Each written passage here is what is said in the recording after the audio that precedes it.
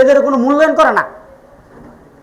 এক নম্বর কথা হইতেছে বিচার, যে বিচারের জন্য যে আমাদের যে শেরপুরে যে অনাকাঙ্ক্ষিতভাবে যেভাবে যে মিছিলের উপরে গাড়ি উঠাই দিয়ে যে হত্যা করলো, সেই ম্যাজিস্ট্রেট এখনো চাকরিতে কিভাবে বহাল থাকে।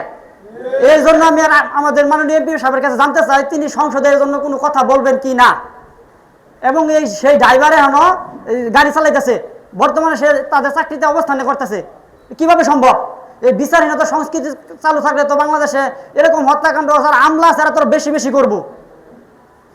ওই সময় যে আন্দোলন হয়েছিল শেরপুরে, আমাদের আমলারা যেরকম দায়ী ছিল, আমি মনে করি স্থানীয় নেতৃবৃন্দ সেরকম দায়ী ছিল। তারা দুইজন পরামর্শ ক্রমে আমাদের শেরপুরে সংগঠিত হত্যাকাণ্ড পরিচালনা করছে। সেই কুরামটা এখনো বাস্তবতা আছে বিধায় স্থানীয়ভাবে আমরা এখনো গেলে সেইভাবে সেবা পাই না। ইন্টারিমের সময় আমরা যেরকম সেবা পেতাম বিসি অফিসে এবং কি ইউনো অফিসে, সেরকম সেবা নাই। এদেরকে গেলে পদে পদে দুশ্চই করে, মানে ওরকম ভাবে বলতে পারে না।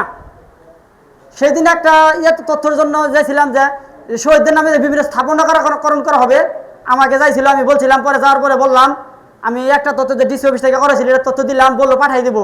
2 দিন ফোন দিয়ে বললাম, বললো অনেক কাজ আছে পাঠামু। আর কারণ শহীদ পরিবারের বলছে কিনা শেরপুরে যে ওই যে ওদের ইউনো অফিসার আমার জানা নাই কা, আমার মনে হয় কারোর বলছে না। বললে কেউ আমার সাথে যোগাযোগ করতো, প্রায় শহীদ পরিবার সবার সাথে আমি কথাবার্তা বলি। এই বিষয়ে আমাদের এমপি সাহেব কথা বলবেন কিনা আমি জানতে চাই।